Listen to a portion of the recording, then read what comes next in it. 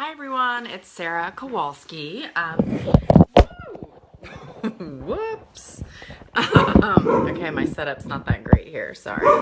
And my dog is now barking. That's not great. We'll have to see how that goes. Let me just close the door. Sorry.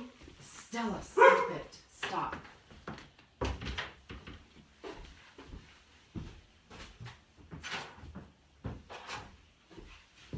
Okay. Well, you get a little peek into my world. So I not only have a toddler as a single mom, but I also have these two huge dogs, and they love to bark. So the gardeners just showed up next door, and of course they can hear it, and they're barking at it. So hopefully that won't continue. So I am here today because I just wanted to do something special for you guys. I just started this group a few months ago, and I've just been so incredibly grateful for how involved people have been in the group and how much you guys have been offering to help each other. And you know, when people post things, everyone's just shares their stories and shares their hearts, and it's just been really wonderful to see. And so I wanted to just come here today and offer to kind of answer any questions you guys have, and just kind of be available to people. I get emails from people all the time asking me questions, and I do my best to respond to those. But I thought this might be a nice opportunity, and I'm really hoping that that lawnmower next door is not too loud, but we'll see. It doesn't look like we have many people on at the moment. So let's see. I guess I may just start. I'm trying to see if I can watch on my own screen over here, so that I can see what's going on and whether you guys are asking questions. So let me know. I guess I'll talk about a couple of things that I just get questions about all the time. So one is how to pick a sperm donor and a sperm bank. And I wrote some articles that I really enjoyed writing a couple of weeks ago, sort of outlining kind of like the various kind of types of ways that I see people picking donors. But I think the first thing I would recommend doing is really figuring out what your priorities are. So are you most concerned about family size limits? Are you concerned about what genetic tests they're doing, how good the medical screen is, or do you just want as much information on the donors as possible? Like for me, it was really important to hear audio files and see adult pictures. And I ended up going with the sperm. I chose a couple different sperm donors throughout the journey, but the donor I ended up using had adult pictures and no audio files. But I really found that to be really helpful, just to help me kind of tune into like a more intuitive sense of what I was looking for. So I think that's really important. It's like, what are your priorities in terms of like different policies around the banks or the kinds of information that are available? And then from there, I would say you have to get clear on what your priorities are for a donor, or just go very intuitively and pick based on kind of some esoteric kind of knowing of what feels right. But I think it can be so confusing that getting your priorities straight first, so that you kind of have something to guide you through the process, is really important. I was looking to see if I can see what's happening, because I can't see any comments or questions that you guys may. There I am. Okay. Oh, maybe I'm not. Oh, I am live. Okay. So I'm looking to see if any questions come up. One of the other things I get asked about a lot is sort of the donor conversation and how to talk to our children about the fact that they're donor conceived. And obviously it's a really personal choice how you approach it. I do think that, you know, most research that's been done on it kind of borrows from the world of adoption, and you know, finding that kids, when they find out sort of as a surprise later in life, that's when it gets to be the most difficult, and children sort of report the most stress around it. So if you are going to tell, I think telling them from before they can even fathom what in the world you're talking about is important. And that's what I've been doing. And I wrote an article about how I didn't expect that my son would. So I kind of had my my speech all laid out, and I was going to talk about how all the different types of families that we have around us, to mothers, to fathers, to only mothers, only fathers, etc., all the different family styles, and then sort of explaining that we're a mom and baby family. And I've been doing that, and that's been fine. But then my son comes home from like daycare or wherever he goes, and just for it, literally hundreds of times in a row says, "I have a daddy," and I have to decide how to respond to that. So some of the time I say, "No, sweetie, we're in a mom and baby family." Other times I ask him what it would be like to have a dad, whether he, what his name would be, like, trying to kind of figure out whether or not he's asking me based on, like, does he have some sort of imaginary friend that's a daddy, or is he just trying to kind of test the waters and figure out what in the world a dad is, and try and just kind of see what my reaction is. And I think the main thing that I have really come away with for myself is that the words don't matter as much as how I respond internally. Because I think that when children are really, really young, the main thing they're tuned into is our nervous system. So I think the main thing is to really just stay calm. So and not panic. And I feel like it sort of breaks my heart a little bit to have to say, "No, sweetie, you don't have a daddy." And it wasn't what I expected how the conversation was going to go. That wasn't what I rehearsed. And yet, I think more important than the words are the fact that I'm staying really calm and grounded while I say something like, "You don't have a daddy," or "We're a mom and baby family," or whatever the case may be. So that, and I think, that's what I teach a lot of is, sorry, I'm trying to see if there's any comments. I teach, I've been a somatic coach for a long time, so I really integrate the mind and the body together. So that's been kind of how I've decided to address the donor conversation and just parenting in general. And then let's see, nobody is posting any questions, but please feel free if you would like to post a question. I'm sort of here to answer anything you guys come up with. And I have to refresh my computer every once in a while so I can see whether or not you guys are posting questions, because I'm not positive how it shows up on the live feed. So yeah, what else would I've also been recently really thinking about how to calm my son down, because my background is in somatics and I've been learning these great tricks. My child, he'll be just completely losing it, and if I can do a couple of these sort of tricks around sort of resetting my nervous system, it is amazing. He just stops dead in his tracks and gets so calm and cuddly and amazing. And so I'm excited to do some maybe other live feeds in the future, or start running some classes and whatnot, teaching those to people, because it's been really cool. I've used it when I'm trying to get him to go to sleep. I used some of it when he was a little baby, trying to get him to go to sleep, and then now I've been using it sort of as I'm parenting a toddler.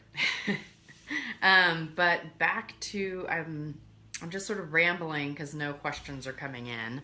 But please, if you have questions about sort of how to pick a sperm donor, how to talk to your kids, any fertility questions, strategy about IVF or insemination, all of those things are things that I really enjoy talking about and have a lot of experience in.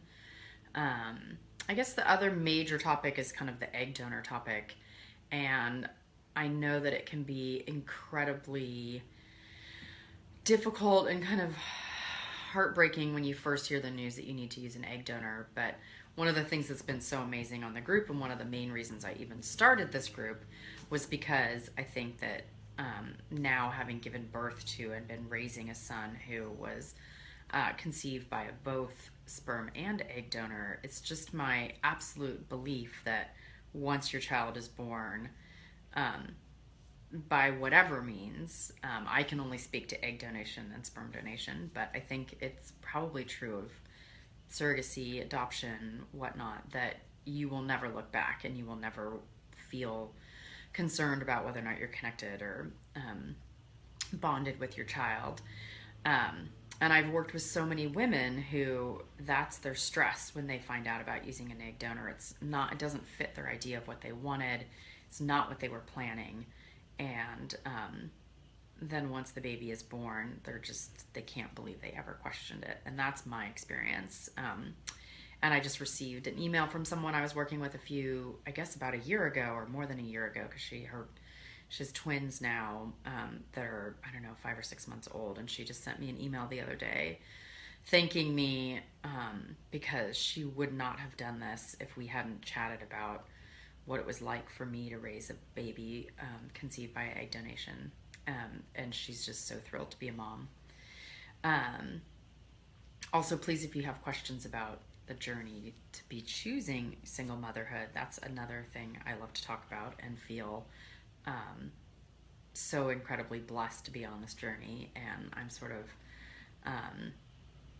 I'm like a hardcore rah about being a single mom. And I think that you can do it if you're considering it. It's not that, it's hard. It's really hard.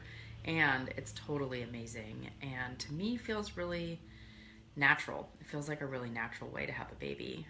I think the bond between a young child and a mom is so intense that it's just really lovely to not have to debate parenting methods and I don't know, other things, but I love it. It's really great. And it does take needing support and making sure you have a support system, but I can say I have virtually no help from my family at all. And I have friends that help out here and there, but for the most part, I'm pretty solo on the journey, and it's totally doable. You can do it. So let's see. If anybody has anything they want to chat with me about, why don't you go ahead and post a comment or a question, and I will do my best to answer it. I can see people are coming in and out, but I can't really see whether you're posting any questions unless I refresh over here. So I apologize that I keep doing that. I have to figure out how this. Oh look.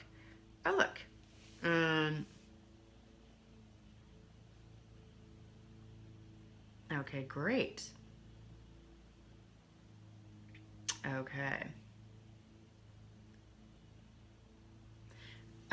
Okay, so someone asked me about what kinds of career choices sort of seem to lend themselves well to being a solo parent. And I was an attorney, and I have not practiced law for a long, long time. And I am actually sort of considering going back because I went to law school because I wanted to do women's reproductive rights and bioethics. And now I feel like I'm like living and breathing women's reproductive rights and bioethics. And I'm really interested in helping people draft donor agreements and that kind of thing, and also getting involved in the policies around sperm banks and egg banks and all of that. But as far as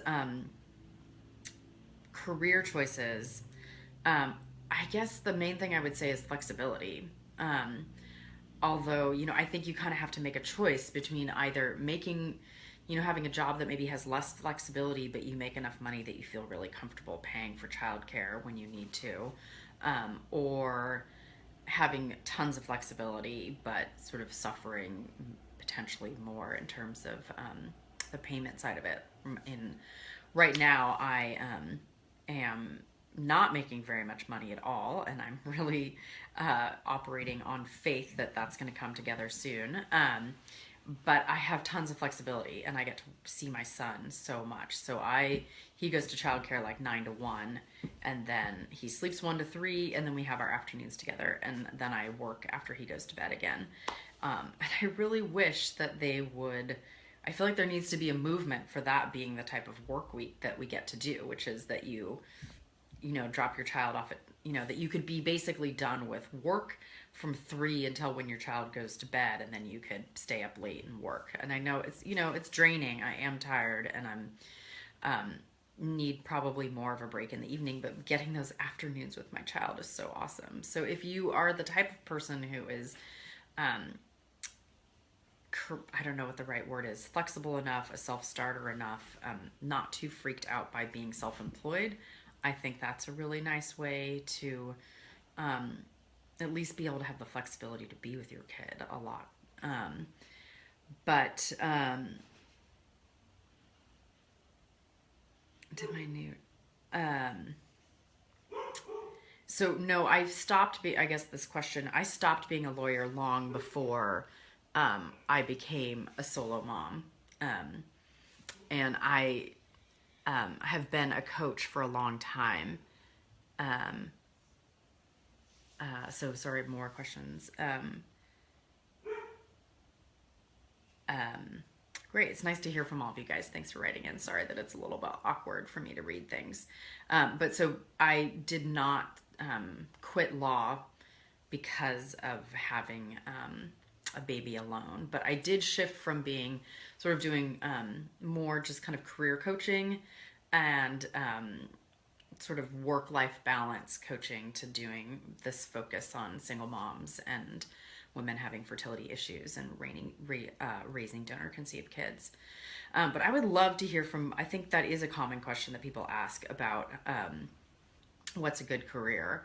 But I think, it's like you have to know what you prioritize. I think for me, stability is less important for me. I think it could kind of end up two ways for women after they choose to be single moms. So you could either decide that you need that stability to feel really, really, really safe, financially and otherwise, because you're raising a child alone, or you could really feel like you really want that flexibility and want the time with your child, and or that you need to prioritize making more money so you can get more support, that kind of thing.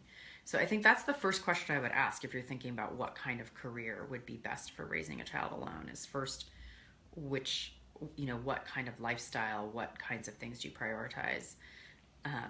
I would love, love, love to be a birth doula, but I don't see that being realistic at all, to be able to leave my child overnight, to be able to attend a birth at the last minute's notice. So for now, that dream is being sort of tabled. But, it's like you have to think about whether it's realistic. Although I do know plenty of mothers who are nurses and work 24-hour shifts, nurses or doctors, and work long shifts and make it work. So I hope that helps give you some guidance about how to think about career. And, if people want to have more of a conversation about that as a thread on the site, I know someone recently, I think, posted on this forum asking that specific question. I'd be happy to try and engage the group a little bit more. I'm just refreshing again to see if anyone else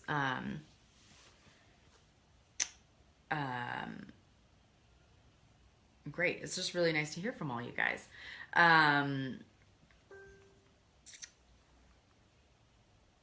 Have I had any contact with my donor? I have had contact with my donor. I know my donor is, I don't know where the question just went, but my donor, so there's ways through either the donor sibling registry or sometimes through your sperm bank that will facilitate contact between you and your donor. I have not had contact with the egg donor, and I likely won't. But the sperm donor I have, and we've had conversations through those forums. And it's been great. It's been really, really great. And then I am also in contact with donor conceived or donor siblings. And we're planning a big reunion or gathering in a couple of years. And in the meantime, I'm hoping to get together with a couple of other families that are live closer to me.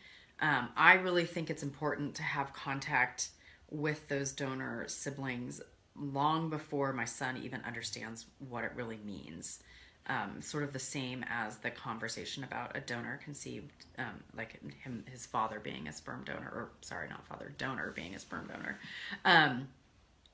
So I'm trying to facilitate that. And then we're actually Facebook friends with some of our donors' conceived siblings. And so we look at the pictures and we talk about um, how they're his half brothers and sisters, which I know is a concept that like makes no sense to him at all. But I want him to be just comfortable um, with the terminology, so that it's not a surprise. And I know I took him to see his first movie this past weekend called Storks, which I kind of knew might be not tricky, but I know that he loves all his friends that have babies, sisters and brothers. He's like obsessed with babies, and he's always also saying, I have a brother, I have a sister, in the same way that he says, I have a daddy. Um, and so I kind of know that he would really, really, really love a brother or sister. And Storks happens to be about a little boy um, who requests a baby brother, and the Storks eventually bring him one, whatever. But so I know he really wants a child, I mean a brother. So I try and explain to him that he has all these half brothers and sisters, and I'm really excited to hopefully introduce him to some of those soon. So yeah, I'm just gonna hit refresh again. I apologize, to see if there's any other oh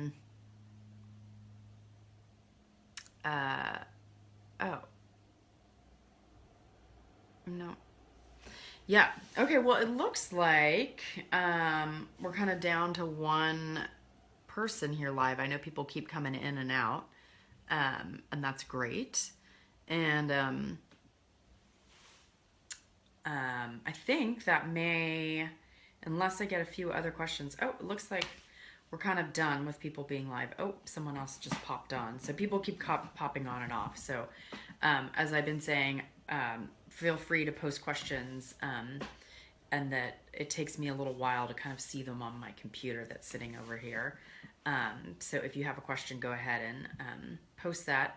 And otherwise, always feel free to ask me questions. And I would really like to regularly be hosting these kind of live Facebook chats. So it would be nice if people could kind of pop in more. So I may consider doing actually like a conference call, but it seems like a nice thing. People are on Facebook and they, can pop in and say hi or whatnot.